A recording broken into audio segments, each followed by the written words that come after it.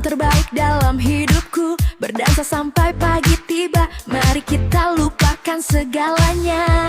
Oke, coba ngaku deh. Pernah nggak sih kamu lagi asyik banget dengerin lagu, tiba-tiba ada temen datang dan kamu langsung panik ganti lagu? Nah, fenomena inilah yang bakal kita bongkar habis-habisan. Misteri di balik guilty pleasure music. Kenapa ya? Sesuatu yang enak banget di kuping, seringnya malah bikin kita malu buat ngakuinnya.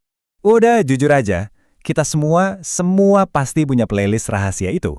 Playlist yang isinya lagu-lagu yang kalau sampai ketahuan teman, citra anak musik paling keren kita bisa langsung ambiar. Pertanyaannya, kenapa sih mesti malu? Yuk, kita cari tahu jawabannya bareng-bareng. Oke, kita mulai dari bagian pleasure-nya dulu ya. Kenapa sih kita bisa suka banget sama lagu-lagu yang kadang dicap norak? Jawabannya ternyata ada di kepala kita sendiri. Ini bukan soal selera jelek, tapi soal cara otak kita bekerja. Dan ternyata otak kita itu, agak pemales, alias mager. Nah, ada konsep keren namanya processing fluency. Gampangnya gini, anggap aja otak kita itu kayak orang yang nggak mau ribet. Dia selalu cari jalan pintas yang paling hemat energi. Jadi, semakin gampang sebuah lagu dicerna, semakin mulus informasinya masuk, otak kita bakal makin senang. Sama kayak kita lebih milih jalan lurus daripada jalan yang muter-muter, otak kita juga suka musik yang lurus-lurus aja. Kemudahan inilah yang dianggap otak sebagai sesuatu yang enak. Jadi, apa aja sih yang bikin lagu jadi gampang dicerna? Ada 3 kuncinya. Pertama, repetisi. Pola first chorus yang diulang-ulang itu bikin otak kita santai, nggak perlu mikir keras. Kedua, simple. Progresi chord yang itu-itu lagi yang ada di jutaan lagu pop, rasanya tuh familiar, jadi menenangkan. Dan yang ketiga, bisa ditebak. Otak kita tuh seneng banget kalau tebakannya benar, dan lagu-lagu pop itu jago banget ngasih pola yang gampang kita tebak. Dan bagian paling serunya, setiap kali tebakan otak kita soal nada berikutnya itu benar, otak kita langsung ngasih hadiah. Hadiahnya, dopamin. Itu hormon yang bikin kita merasa senang. Lagu-lagu pop itu pinter banget main di area ini.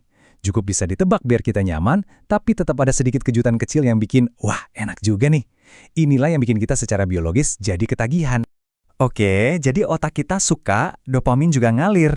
Secara biologis harusnya aman dong. Terus rasa guilty atau malunya tuh datang dari mana dong? Nah, disinilah kita pindah dari urusan biologi ke urusan sosiologi. Rasa malu itu ternyata datangnya bukan dari dalam diri kita, tapi dari luar, dari lingkungan sosial. Gini, ada seorang sosiolog dari Prancis, namanya Pierre Bourdieu. Dia punya konsep yang disebut model budaya atau cultural capital. Ini tuh bukan soal duit ya, tapi soal aset yang nggak kelihatan, kayak pengetahuan kita, cara kita ngomong, dan yang paling penting, selera. Anggap aja ini poin keren yang kita kumpulin buat nentuin posisi kita di pergaulan. Dan selera musik itu salah satu cara paling gampang buat pamerin poin keren kita. Nah, menurut Bourdieu, selera itu bisa jadi penanda kelas. Ada selera kelas atas atau highbrow, kayak musik jazz atau klasik, yang kayaknya butuh ilmu khusus buat nikmatinnya. Lebih mikir gitu. Di sisi lain ada selera rakyat biasa atau lowbrow, kayak pop atau dangdut, yang kenikmatannya bisa langsung dirasain, lebih ke perasaan, dan ngajak badan buat goyang. Nah, lagu guilty pleasure kita biasanya ada di kategori yang kedua ini. Jadi intinya apa? Rasa malu itu sebenarnya adalah alarm status sosial kita.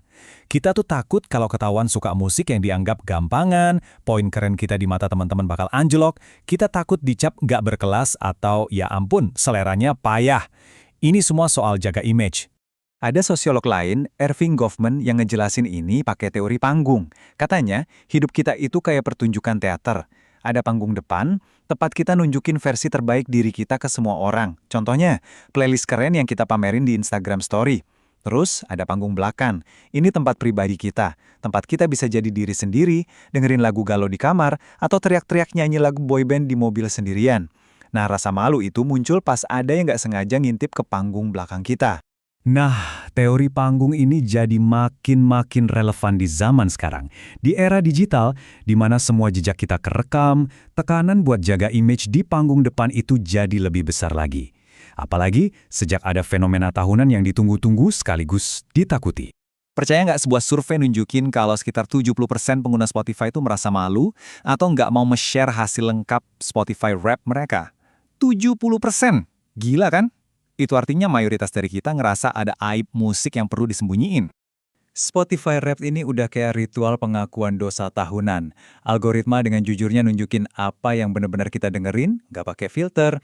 Ini maksa kita buat ketemu langsung sama selera panggung belakang kita. Makanya, banyak banget dari kita yang cuma nge-share artis indinya aja, sementara lagu dangdut koplo yang diputar ratusan kali, kita sembunyiin rapat-rapat. Oke, kita udah tahu kenapa otak kita suka dan kenapa lingkungan sosial bikin kita malu. Sekarang pertanyaannya, emang kita harus terus-terusan malu? Jawabannya, ya enggak dong. Justru, ayo kita bongkar kenapa lagu-lagu ini tuh bagus buat kita. Ternyata ada loh formula ilmiah buat lagu yang bikin bahagia, yang seringkali jadi guilty pleasure kita. Formulanya simple banget. Pertama, tempo cepat sekitar 140-150 BPM buat naikin semangat. Kedua, pakai kunci nada mayor yang emang identik sama rasa senang. Dan ketiga, liriknya simple dan positif.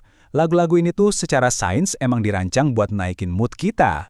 Dan ini ngebawa kita ke satu pemikiran yang penting banget. Mungkin sudah waktunya kita berhenti pakai istilah guilty pleasure. Kenapa harus ada rasa bersalah buat sesuatu yang bikin kita seneng? Mungkin kita cuma perlu menyebutnya, ya pleasure aja, kenikmatan, titik.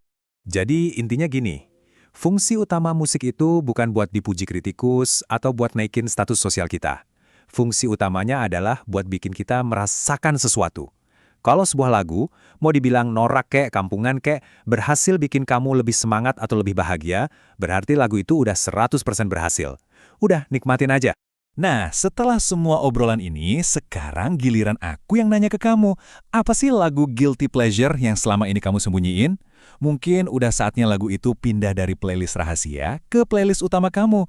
Jadi putar lagunya, naikin volumenya, dan nikmatin aja. Nggak usah pakai rasa bersalah.